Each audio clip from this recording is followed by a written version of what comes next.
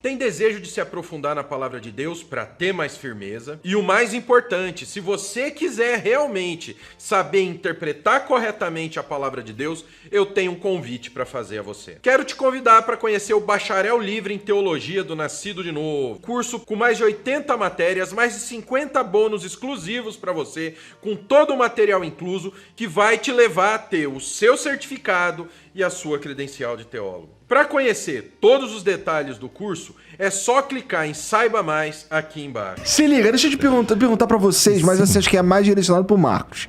Marcos, olha só, você falou que experimentaram, encontraram nos fósseis e tal, o carbono 14. Sim. Que esse carbono 14, ele cientificamente, no máximo dos máximos, chega a 30 mil anos, né? Sim. Esse carbono, só pra eu fazer uma pergunta mais sólida, esse carbono 14 é encontrado em qualquer fóssil? Se eu pegar essa trilobita aqui, eu acho? Sim. Eu acho. Olha, que acontece... E aí chega na seguinte pergunta, que é, se isso é algo que é facilmente observável, e as pessoas, e cientificamente a gente sabe que o carbono 14 chega no máximo a 30 mil anos, por que a ideia do design inteligente não é a ideia mainstream? Por que ela é, não sei, esmagada? Ótima pergunta aí, Igor. Eu vou colocar a minha posição. Veja bem, a ciência nasceu com a percepção de que havia Deus. Deus é o autor e consumador da ciência. A ciência nasceu com o entendimento que o homem teve, que ele foi feito à imagem e semelhança de Deus. Portanto, ele tinha a mente de Deus e entenderia o universo. Os grandes pais da ciência são todos homens que criam em Deus. Poucas mulheres no início. Newton, Pascal, Faraday, Thomson, o pai da espectrometria de massas, a minha área. Schrödinger, Planck, os pais da física, da mecânica quântica, aquela ciência que quanto mais você estuda, menos você entende, né? Todos eles criam em Deus. Olha, os 90% dos ganhadores de prêmios Nobel, homens que criam, que creem, que continuarão crendo em Deus, porque as estatísticas não estão mudando, Igor. 67% de cristãos, 22% de judeus, só 10% de ateus. Porque eu brinco, né? O pessoal diz que cientista bom é cientista ateu, mas parece que as estatísticas mostram diferentes, não é? Parece que crer em Deus te leva até uma chance maior de você ganhar o prêmio Nobel. A ciência nasceu com essa percepção, mas em 1859, Darwin escreveu um livro, A Origem das Espécies. Que o pessoal fala, olha, tá recheado de evidências científicas. Não tem sequer uma evidência científica da evolução. Não sei se você já leu o livro A Origem das Espécies. Eu li, eu quero convidar todo mundo a ler. Você vai chegar no fim e vai perceber que Darwin tinha duas propostas, sugestões. Eu falo com meus alunos que você nunca em ciência deve falar eu acho, né? Se você acha, volta para casa, quando você tiver certeza, você fale. Ele fala, eu acho que modificações ao longo de milhões e milhões de anos criaram a vida, sofisticaram a vida. Criação de vida, ele nem sabia como a vida tinha surgido. A academia, o positivismo, o iluminismo, estava muito forte nessa época. Comprou essa ideia. Se desviou de Deus, deixou Deus fora. Ele falou assim, Deus não pode mais colocar o pezinho na porta. Comprou a ideia e por 150 anos nós temos anunciado à sociedade, temos nas nossas aulas, são todas baseadas no darwinismo e no naturalismo. A mídia fez toda uma propaganda. Um clube foi estabelecido para defender a evolução, o Clube X, tem um livro todo que conta sobre isso. E a gente ficou por 150 anos dizendo, a gente descobriu a receita da vida, a gente evoluiu, Darwin estava certo, ele teve a maior ideia que o homem já teve. O Hélio Schwartzman escreveu um artigo na Folha dizendo que a evolução é mais lei do que a lei da gravidade. Pode? Eu brinquei no meu Face, né? Porque eu sou meio irreverente assim, né? Russo, alemão e tudo. Falei, cara, eu jogo pedra pra cima e ela cai na minha cabeça. Eu nunca joguei um chimpanzé e caiu um humano, né? Mais lei do que a lei da gravidade? A gente ficou anunciando por 150 anos. Isso é um espantalho. Ninguém fala que o humano veio do chimpanzé. Eu sei, a gente veio de um ancestral símio comum, tá? Aí estamos em árvores diferentes da vida. Eu falo sobre isso no meu livro. E aí o que acontece?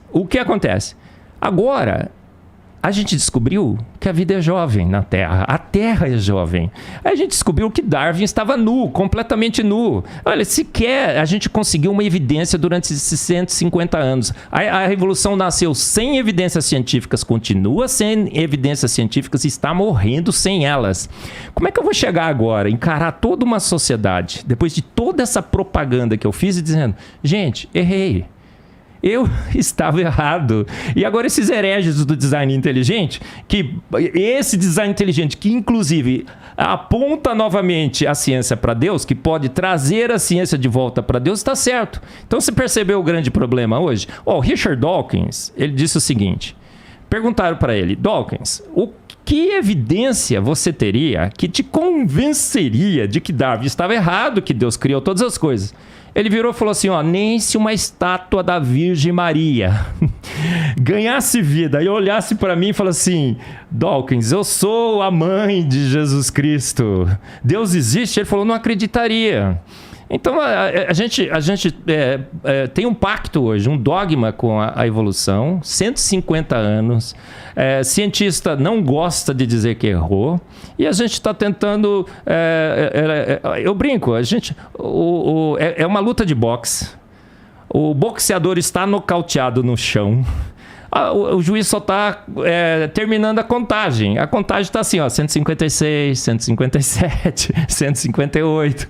E a gente está relutando para admitir o óbvio. É isso que faz com que a academia hoje não admita o óbvio, que a Terra é jovem, a vida na Terra é jovem, que Darwin errou, infelizmente. Não existe um lugar na academia onde se possa debater esse...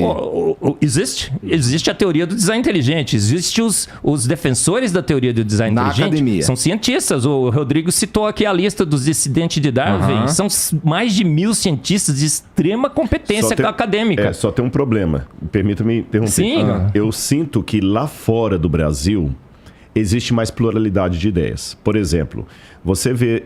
Eu conheço muitos nos Estados Unidos que são paleontólogos com PhD, todos com PhD, nenhum com mestrado, PhD. Paleontólogos, biólogos, primatólogos, né?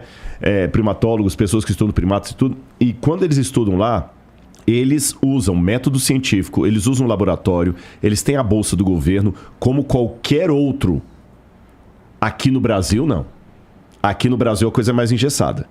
Você está entendendo? Lá, por exemplo, você pode falar de design inteligente dentro de uma universidade. Lá não tem problema nenhum. Aqui a coisa é mais embaçada.